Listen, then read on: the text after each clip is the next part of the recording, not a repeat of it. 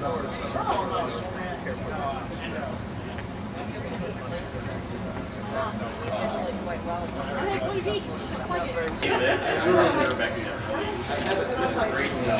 don't get the permits anymore.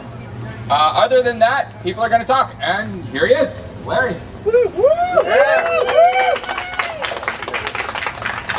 Hey folks, thanks.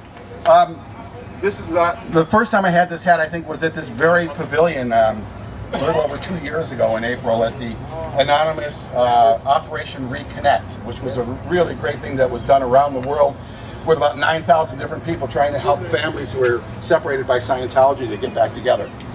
Anyway, I'm going to give a really quick overview of what it was like at the top of Scientology. And it's going to relate then to the next two speakers, who I'll introduce right after me.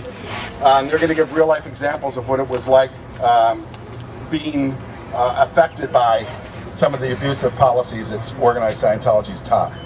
Okay, bottom line, as for myself, I think I'm the only person that was at the top of their organization called the Watchdog Committee that was the top 10 people involved in managing organized Scientology, and at the same time was also, in years prior to that, I was high up in what's called the Guardian's Office, which I was in charge of all their legal matters outside of the courts. And as of about 5 years ago, I decided I got to really start speaking out, because it's just too many people are being abused, too many people are being hurt, and they're hiding behind the religious cloaking that we created for them and the corporate veils. Anyway, with that in mind, I just thought I would read, to put in perspective the next couple speakers, two very short quotes that most people don't know about organized Scientology from L. Ron Hubbard about what is the overall purpose, what will happen when Scientology rules the world. And here is one, and this is a short quote from a tape called Future Organization Trends. So this is from L. Ron Hubbard. You want to know what happens when you clear everybody. Clear means to do a Scientology process where they're considered mentally free and so forth. When you clear everybody in a neighborhood, the only thing that the Scientology Center can be used for is a political center. Because by the time you've done all this, you are the government. Once the world is clear, a nation, a state, a city, or a village, the Scientology organization in the area becomes its government. And once this has taken place, the only policy accepted as valid is Scientology policy. Which means the end of the U.S. Constitution, the Magna Carta, the constitutions of the various countries of the world, and in place of that, you'll get Scientology policy, which happens to include severe ethics, brutality done on anybody who's a critic, rehabilitation project camps. And it also includes this other quote, and this is the last quote I'm going to give, but it says, where Hubbard says, perhaps at some distant date, only the unaberrated person will be granted civil rights before the law. Perhaps the goal will be reached at some future time when only the unaberrated person can attain to and benefit from citizenship. These are desirable. In any event, any person from 2.0 on down on the tone scale should not have in any thinking society any civil rights at all. Now what that means is the tone scale is an emotional scale that everybody's on.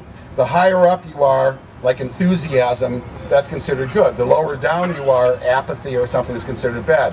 Hubbard says if you're below 2.0, which includes all homosexuals, anybody who's stuck in chronic grief, anybody who's apathetic, they should be isolated from society, have all their civil rights taken away. And later on he talks about how they should be disposed of quietly and without sorrow. And that is written Scientology policy that doesn't tend to get promoted very much. Okay, two really quick things, because this is only like a 10-minute little speech. Religious cloaking. Scientology has promoted itself to be a religion and defends itself under a religious cloak. The reason I'm familiar with that is back in 1977, the FBI did the largest raid in its history on organized Scientology in Los Angeles and DC for what was called Operation Snow White. Now that's 1977. At the time I was in the Guardian's Office worldwide, which was senior to the US, and what we came out with in response to that, what is Scientology? Is the very first What is Scientology book. This is the 1978 edition, and most people have never seen this edition, but this was done by us in the Guardian's Office, and if you open it, you'll see that I'm one of the authors of it, so that when they say I don't know what I'm talking about, well, I'm one of the authors. Nancy's in it too. I did a chapter. And there it goes. And Nancy also did a chapter of it. So the bottom line is, we did this cloaking as a defensive action so that we can say if the FBI is saying these horrible things about what's done by organized Scientology, we can say this is our religious scripture, you're religious bigots, you have to back away because of the Constitution. And since those days, organized Scientology has come out with many more volumes of it, including various religious scholars, as it were, who will testify to the fact that Scientology is religion. Well, let me tell you, I was one who started the religious scholar programs in 1974 and 75 and thereafter. And we used to feed those people stuff that we make up, like Sunday services. Scientology put out Sunday services to look like it was other religions that had services on Sunday, whereas in actual fact, we didn't. We were just trying to cloak it. Much of the stuff was lies. So the scholars, what was given to the scholars was tightly controlled. They were not allowed to see the real truth. Anybody that we had interviewed by them was tightly monitored and briefed by us what to say.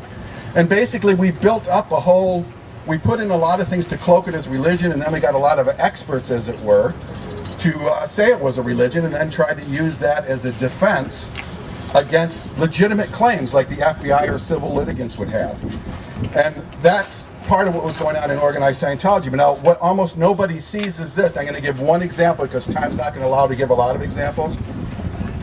While it promotes that it is for the benefit of all, and it is loving, religious, so on and so forth, and even going back to L. Ron Hubbard's days when he would say, he put out policies to all of Scientologists saying he was not in it for the money. Well, behind the scenes, those at the top were getting ordered every day to funnel money to Hubbard. And as a matter of fact, in 1982 alone, he was funneled over $40 million of organized Scientology money. And at the same time, he's saying to people that he's not taking money from organized Scientology. In my affidavit, oh, if I may have that book, I published a little ebook here that's free on the internet to anyone who'd like to have it. My blog is larrybren.blogspot.com, and this book is called The Miscavige Legal Statements, A Study in Perjury, Lies, and Misdirection. And it's an analysis of the legal statements made by the current head of organized Scientology that breaks down where he has lied about how he was controlling Scientology, how he was beating and abusing people, and so forth.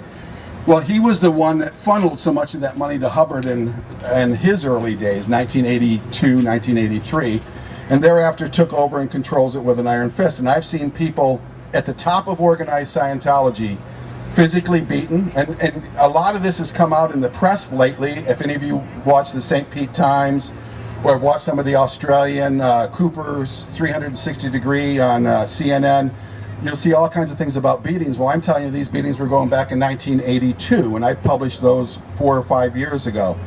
So this stuff's been going on for over 2.5 decades, that people have been beaten up and that they've been hiding behind this cloaking. And here's another perfect example. Right now there are 4 legal cases. Well, there's 3 legal cases for violation of labor laws, human trafficking, and that in California. And Scientology has hired some of the best attorneys in the world, the most high-priced attorneys in the world, and they've made a major motions to dismiss, saying that all of our policies about not paying people, about keeping them behind razor wire fences, about rehabilitation project colonies are religious scripture and beyond the jurisdiction of the U.S. government to look into it, and civil litigants can't look into it. And the same thing that we were trying to create, that same atmosphere back in '78 with the first publication of that book, they're doing right now in litigation to try to hide for taking responsibility for the fact that they have slave labor. And they have people that are, hundreds of people incarcerated behind razor wire fences in Hemet, California. I mean, you think I'm talking about some 4th world country in Africa. I'm actually talking about the United States. And a lot of this stuff is very publicly out now. But I just want to let you know that it's been going on for a long, long time.